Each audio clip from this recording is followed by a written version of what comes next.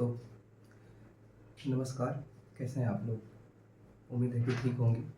तो आज जो है एक नया सा टॉपिक, नया सा सब्जेक्ट लेके आए हैं और वो है पॉलिटी का, ठीक है?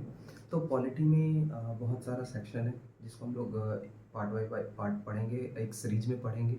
लेकिन उससे पहले जो एक सबसे इम्पोर्टेंट टॉपिक हो जाता है या फिर हम बोल सकते हैं कि कुछ लिमिटेड सेक्शन में इसको बाँट के रखा गया है, तो ये थोड़ा-सा ईज़ीएस्ट वे होता है इसको पढ़ने का, तो ये चीज़ हम लोग पढ़ेंगे। अब ये ईज़ीएस्ट वे में क्या है, तो देखते हैं। तो इसमें से सबसे जो ईज़ी वे है वो है हमारा द प्रेसिडेंट एंड गवर्नर्स, ठीक है? तो आज हम लोग द प्रेसिडेंट और गवर्नर के टॉपिक को कवर करेंगे। ये हमारे एक मित्र ने हमें बोला था कि भाई प्रेसिडेंट एंड गवर्नर पे ज़रा वीडियो बना दो, तो मैंने बस एक ट्राई किया है, देखें कैसा लगता है आप लोगों को। तो चलिए शुरू करते हैं ज़्यादा बात ना करते हुए। तो आज का टॉपिक हमारा क्या है? The president and governors.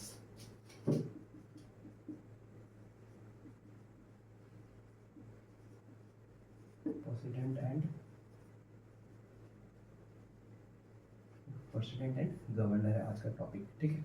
तो प्रेसिडेंट गवर्नर, आपको तो पता ही होगा कि प्रेसिडेंट जो हमारे इंडिया के जो होते हैं ना, वो इंडिया के सबसे टॉप सिटीजन या सबसे पहले नंबर के सिटीजन होते हैं प्रेसिडेंट। एंड ये सेंट्रल लेवल पे काम करते हैं। और उसी तरह से गवर्नर जो है ना, ये हमारे स्टेट लेवल पे काम करते हैं। कहाँ करते हैं? स्टेट लेवल पे काम करते हैं। आज जो है हम लोग इसके बारे में ही जानेंगे।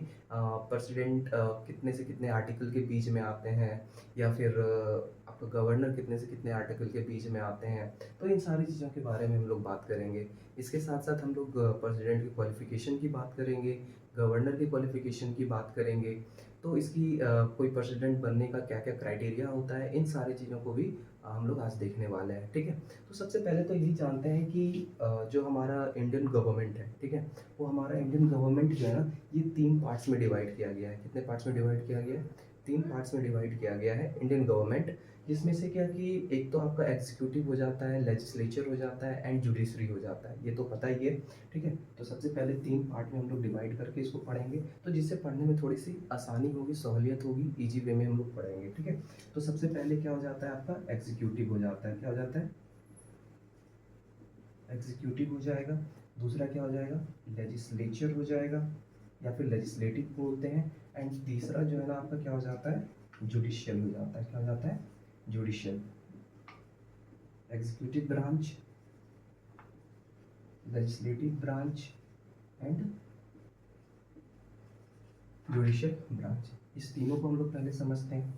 अगर हम किसी भी कंट्री के अंदर सक्सेस डेमोक्रेसी की बात करेंगे, तो किसी भी कंट्री में सक्सेस डेमोक्रेसी कब देखा जाता है? जब आप देखेंगे कि वहाँ के अंदर जो पावर शेयरिंग है ना, वो बहुत ही अच्छे तरीके से पावर शेयरिंग किया गया होगा, ठीक है? तो ये तो खैर हमारी क्लास 9 का ही एक टॉपिक है, पावर शेयरिंग। तो इसके बारे में आप लोगों ने क्लास 9 में पढ़ा होगा। हम लोग बस छोटा सा रिवीजन कर लेंगे कि पावर शेयरिंग क्या होता है। तो पावर शेयरिंग क्या होता है कि अगर किसी भी कंट्री के अंदर किसी पर्टिकुलर किसी पर्सन के हाथ में पावर दिया जाए, तो कहीं न कहीं उसका आपको मिसयूज़ होता हुआ दिखाई दे देता है। और कहीं भी अगर पावर को क्या किया कर दिया जाए, सब में शेयर कर दिया जाए, ठीक है? तो कहीं न कहीं उसके अंदर जो रूल होता है या फिर जो गवर्नेंस होता है ना, ये बड़ा ही स्मूथली चलता है।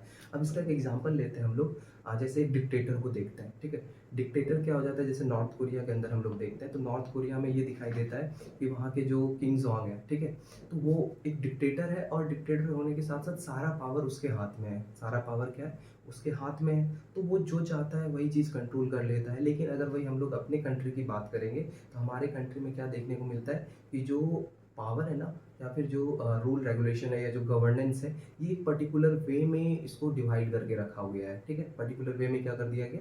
डिवाइड कर दिया गया है। उसी तरह से ये हमारे मेन 3 स्तंभ हैं, या फिर मेन 3 बेसिक गवर्नेंस के सिस्टम्स को दर्शाता है, ठीक है? वैसे तो और भी बहुत सारे तो क्या कि जैसे 3 हमारा है, ठीक है? 3 टाइप में पावर को शेयर किया गया है। एक तो सेंट्रल हो जाता है, स्टेट हो जाता है, और एक लोकल गवर्नेंस हो जाता है। ये 3 भाग में हम लोग क्या करते हैं? पावर को शेयर करते हैं। उसी तरह से जब किसी भी रूल को लाना होता है, या फिर किसी भी बिल को पास करना होता है, इन सारी चीज़ों के बारे में बात करेंगे। तो वो कौन काम करता है? ये एग्जीक्यूटिव, लेजिस्लेटिव एंड जुडिशियल के बारे में बात करता है, ठीक है?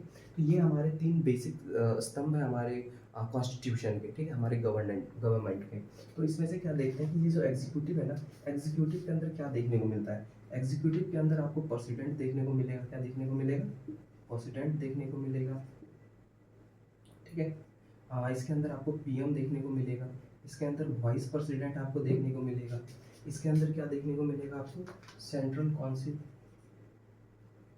सेंट्रल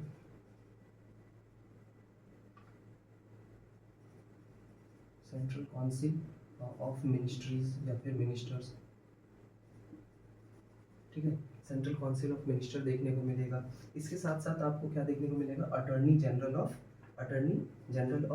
इंडिया देखने को मिलेगा, ठीक है। Attorney general of India, AGI, ठीक है। तो ये सारा का सारा किसके अंदर आपको देखने को मिलेगा, ये एग्जीक्यूटिव ब्रांच के अंदर देखने को मिलेगा। कहाँ देखने को मिलेगा, एग्जीक्यूटिव ब्रांच के अंदर देखने को मिलेगा।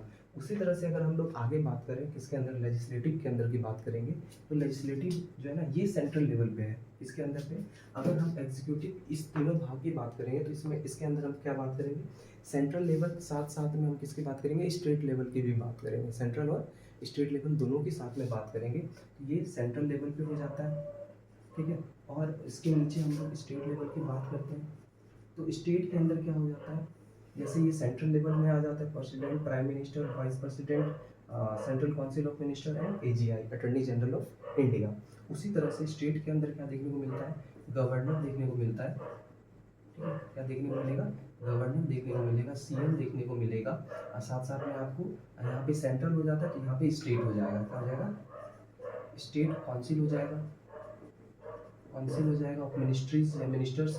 और यहाँ पे अटॉर्नी जनरल नहीं होता है, यहाँ पे एडवोकेट जनरल ऑफ स्टेट हो जाता है, क्या हो जाता है, एडवोकेट जनरल ऑफ स्टेट हो जाता है। फिर सबकी काम के भी बारे में बात करेंगे कि सारा जैसे अटॉर्नी जनरल का काम क्या होता है, एडवोकेट जनरल का काम क्या होता है, उसके बारे में भी बात करेंगे। उसी तरह से यहाँ पे सेंट्रल लेवल पे, ठीक है, सेंट्रल लेवल की बात करेंगे तो लेजिस्लेटिव में क्या हो जाता है, इसको दो पार्ट में डिवाइड करके पढ़ता है। एक तो हमारा क्या हो जाता है, लोकसभा हो जाता है, और एक क्या हो जाता है आपका, राज्यसभा हो जाता है। क्या हो जाता है, लोकसभा और राज्यसभा हो जाता है। वहीं स्टेट के बारे में बात करेंगे, ठीक है। तो स्टेट में ये दो पार्ट्स में डिवाइड हो जाता है, एक विधान परिषद हो जाता है और एक विधान सभा हो जाता है। क्या हो जाता है, एक विधान परिषद हो जाता है और एक क्या हो जाता है आपका, विधान सभा हो जाता है, ठीक है। उसी तरह से अब जुडिशियल की बात करेंगे तो जुडिशियल ब्रांच में क्या आता है, जुडिशियल ब्रांच में आपका आ जाता है सुप्रीम कोर्ट आ जाता है, हाई कोर्ट आ जाता है, ठीक है। और उसके साथ साथ डिस्ट्रिक्ट कोर्ट आ जाता है, ठीक है। ये तीन आ जाता है।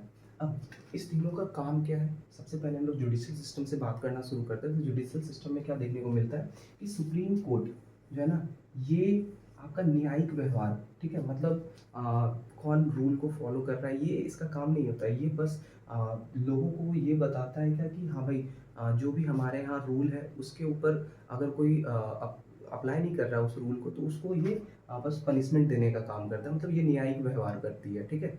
और उसके साथ साथ अगर हम लेजिस्लेटिव ब्रांच की बात करेंगे तो लेजिस्लेटिव ब्रांच में क्या देखने को मिलता है, यहाँ पे जितने भी बिल होंगे, लाइक आपका कोई लॉ से रिलेटेड बिल होगा, जैसे जम्मू कश्मीर वाला हो गया बिल आपका, ठीक है। उसी तरह से या फिर और भी बहुत सारा बिल होगा, जो भी बिल पास होगा ना वो आपका यहीं से बिल पास होता है, ठीक है। इसको हम लोग सीधा सीधा बोल सकते हैं कि भाई यहाँ से क्या हो जाता है, हमारा बिल पास होता है। क्या होता है, बिल पास होता है, ठीक है।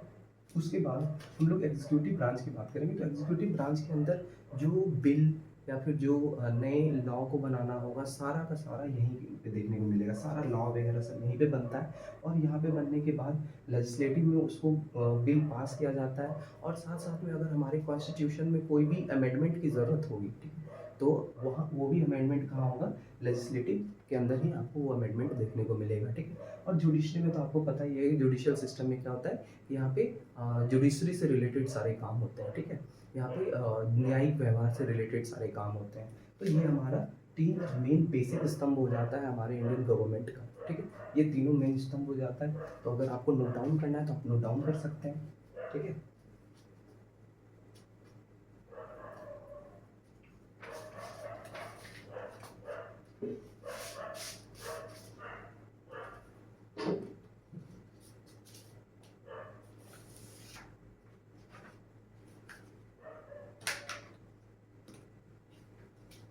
चलिए, उम्मीद है कि आप लोगों ने नोट डाउन कर लिया होगा। मैं इसको मिटा देता हूँ, ठीक है।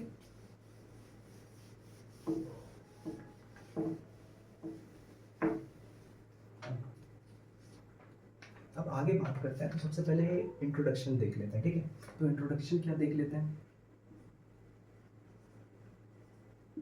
इंट्रोडक्शन की बात करते हैं तो इंट्रोडक्शन में हम लोग ये देखते हैं कि यूनियन एग्जीक्यूटिव के बारे में बात करते हैं। किसके बारे में बात करते हैं? यूनियन एग्जीक्यूटिव, या फिर आप बोल सकते हैं सेंट्रल एग्जीक्यूटिव। ठीक है, तो सेंट्रल एग्जीक्यूटिव या फिर यूनियन यूनियन क्या लिख सकते हैं? यूनियन एग्जीक्यूटिव भी लिख सकते हैं। ठीक है, तो अब ये यूनियन एग्जीक्यूटिव होता है, स्पेलिंग लिख देता हूँ मैं।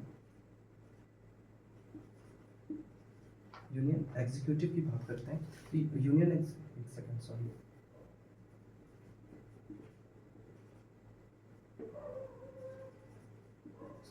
यूनियन एग्जीक्यूटिव की बात कर रहे हैं। यूनियन एग्जीक्यूटिव के अंदर कौन कौन आता है? ठीक है, यूनियन एग्जीक्यूटिव के अंदर आता है आपका प्रेसिडेंट, प्रेसिडेंट के बाद आ जाता है आपका कौन? वाइस प्रेसिडेंट, वाइस प्रेसिडेंट के बाद आ जाता है आपका प्राइम मिनिस्टर, प्राइम मिनिस्टर के बाद कौन आता है आपका? तो AGI, attorney general of India. ये सारे के सारे आ जाते हैं, जिसको हम लोग क्या कहते हैं? यूनियन एग्जीक्यूटिव कहते हैं। क्या कहते हैं? यूनियन एग्जीक्यूटिव कहते हैं। ठीक है, तो ये चीज़ हो गया हमारा। अब ये कितने से कितने आर्टिकल के बीच में आते हैं? ठीक है, तो अगर हम यूनियन एग्जीक्यूटिव की बात करेंगे तो ये आपको याद रखना, बस 2 पॉइंट ही है। 52 टू 78 आर्टिकल के बीच में आते हैं। कितने आर्टिकल के बीच में आते हैं? आर्टिकल 52 टू 78 के बीच में आता है आपका कौन? यूनियन एग्जीक्यूटिव आ जाता है। ठीक है, अब इसके बारे में बात करेंगे। जब ये आर्टिकल के अंदर आता है तो कि कौन से पार्ट में आता है, ये भी एक क्वेश्चन आ सकता है आपसे कि यूनियन एग्जीक्यूटिव या फिर प्रेसिडेंट या प्राइम मिनिस्टर ये सब किस पार्ट के अंदर आता है, किस भाग में देखने को मिलता है? तो ये पार्ट 5 में देखने को मिलता है। किसमें देखने को मिलता है? पार्ट 5 के अंदर देखने को मिलेगा कौन? Union executive. ठीक है, तो खैर ये चीज़ तो हो गया हमारा। अब जैसे देखते हैं इसके साथ साथ एक चीज़ यहाँ पे एक चीज़ मिस्टेक हो गया, ये आपका यहाँ पे देखने को मिलेगा सेंट्रल काउंसिल ऑफ मिनिस्ट्रीज। ठीक है, सेंट्रल काउंसिल ऑफ मिनिस्ट्रीज जो है ना, ये भी 3 पार्ट में डिवाइड होता है। कितने पार्ट में डिवाइड होता है? 3 पार्ट में डिवाइड होता है। एक तो कैबिनेट हो जाता है आपका, क्या हो जाता है? कैबिनेट हो जाता है। कैबिनेट के बाद MOS हो जाता है, और उसके बाद हो जाता है आपका डिप्टी, क्या हो जाता है? डिप्टी मिनिस्टर्स, डिप्टी मिनिस्टर्स हो जाता है। ठीक है, ये 3 पार्ट्स में हम CCM को डिवाइड करते हैं। CCM मतलब सेंट्रल काउंसिल ऑफ मिनिस्ट्रीज। ठीक, ये हमारा एक इंट्रोडक्शन हो जाता है किसका? यूनियन एग्जीक्यूटिव का। ठीक है, तो यूनियन एग्जीक्यूटिव का जब इंट्रोडक्शन हो गया तो उसी तरह से हम अगला इंट्रोडक्शन देखते हैं किसका? ये हम देखते हैं स्टेट एग्जीक्यूटिव का। ठीक है, ये यूनियन हो गया या फिर सेंट्रल आप बोल सकते हैं इसको। अब हम लोग बात करेंगे किसकी? स्टेट एग्जीक्यूटिव की बात करेंगे।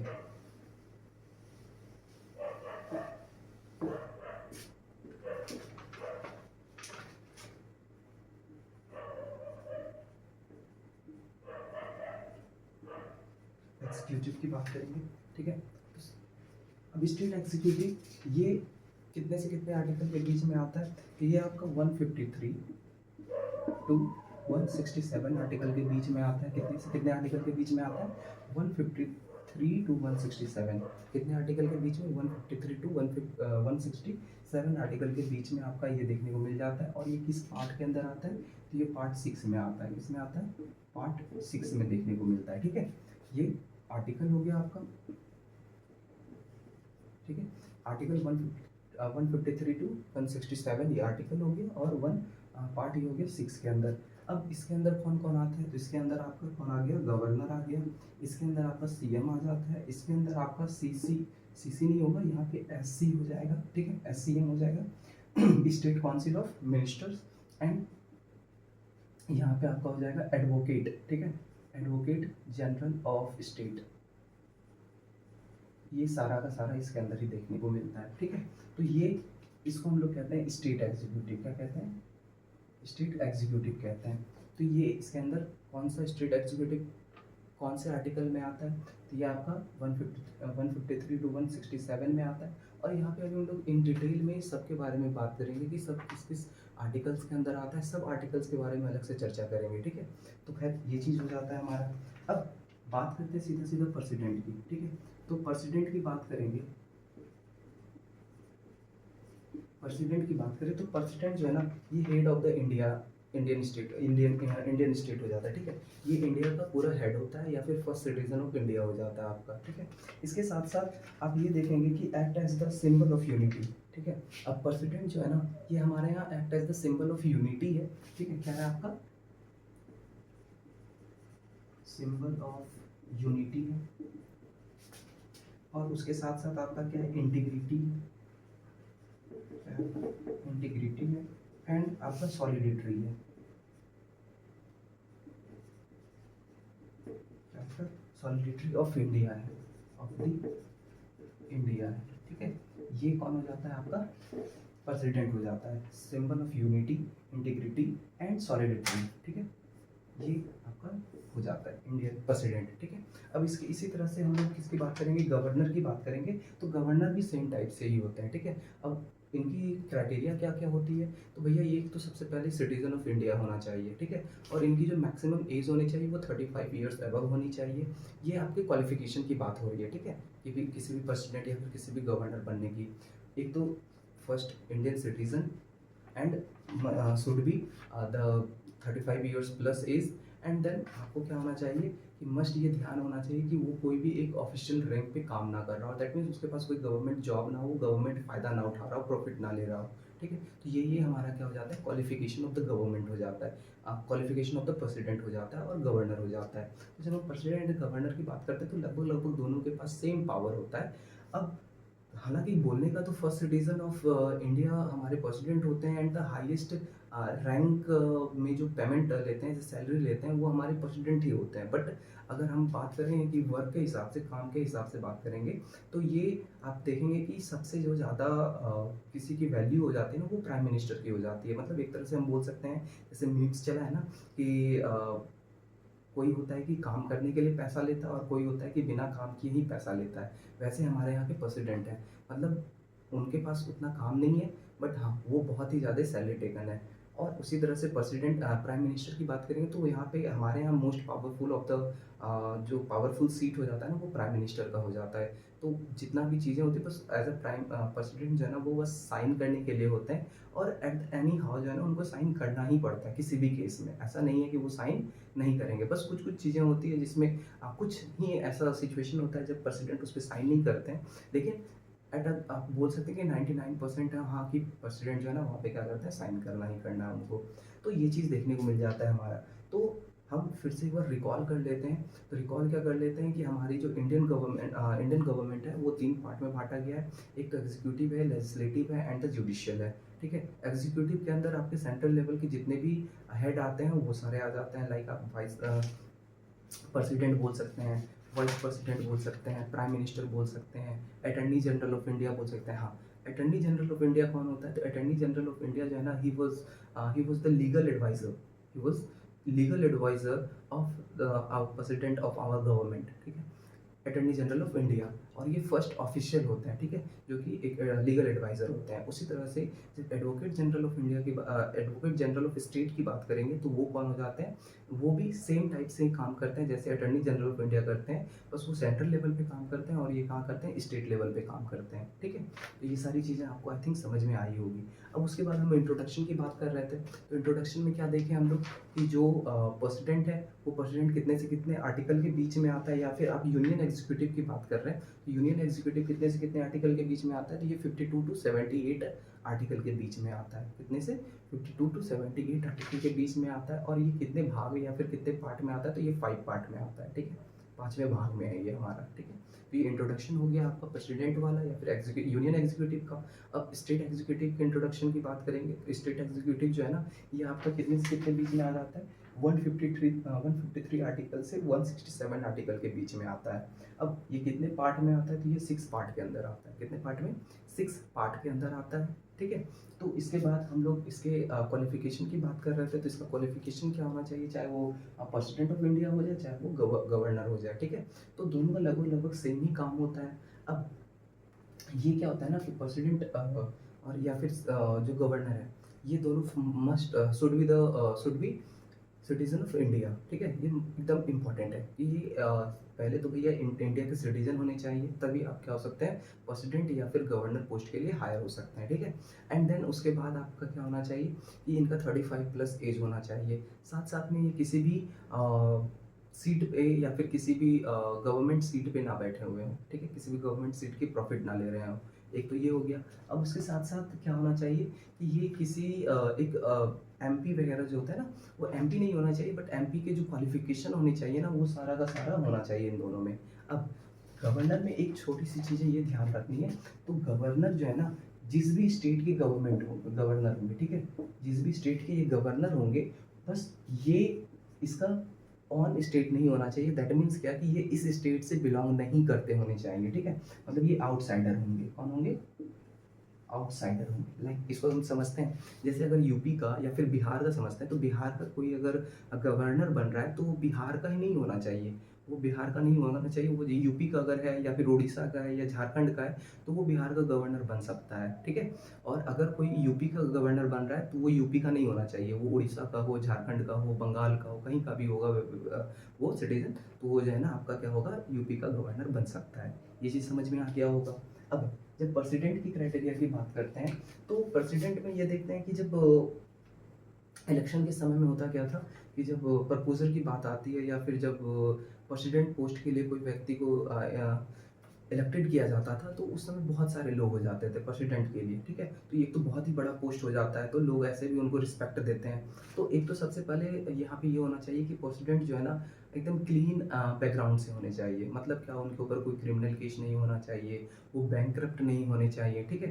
तो इस तरह से उनका क्लीन बैकग्राउंड होना चाहिए, तभी वो प्रेसिडेंट पोस्ट के लिए क्या हो सकते हैं, इलेक्ट हो सकते हैं। अब इसके साथ साथ क्या होना चाहिए और आपका, तो इसके साथ साथ ये होना चाहिए कि पहले तो ये 15,000 जो है ना, वो आरबीआई को डिपॉजिट करेंगे, ठीक है, एज अ सिक्योरिटी। कितने? 15,000 को एज अ सिक्योरिटी आरबीआई को वो क्या करेंगे, डिपॉजिट करेंगे, ठीक है। ये लिख देते हैं,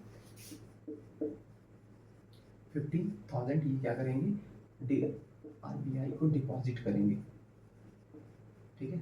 क्या करेंगे, डिपॉजिट करेंगे। इसके साथ साथ इनके लिए जो है ना, the nominate of the candidate election of the office of the president must be subscribed by the 50 electors, ठीक है। मतलब इनके जो प्रपोजर होंगे ना, वो 50 होने चाहिए। कितने होने चाहिए? 50 प्रपोजर होने चाहिए, और 50 आपका जो है ना स्टैंडर्ड्स होना चाहिए। मतलब कुल मिला के 100% इनको होना चाहिए वोट, ठीक है।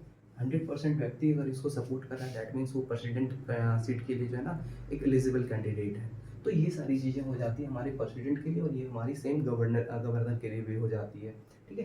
तो खैर यहाँ तक आज हम लोग क्वालिफिकेशन तक पढ़े हैं, और नेक्स्ट भी वीडियो में जो है ना हम लोग उनके ओथ के बारे में पढ़ेंगे, ठीक है। और भी बहुत सारी चीज़ें हैं इसके अंदर अभी पढ़ने को, तो नेक्स्ट वीडियो में पढ़ेंगे। आई थिंक आपको यहाँ तक समझ में आया होगा, आई होप समझ में आया होगा, ठीक है। और अभी अगर आप लोगों को कोई हेल्प चाहिए, तो please do comment, okay, like share and subscribe. Thank you.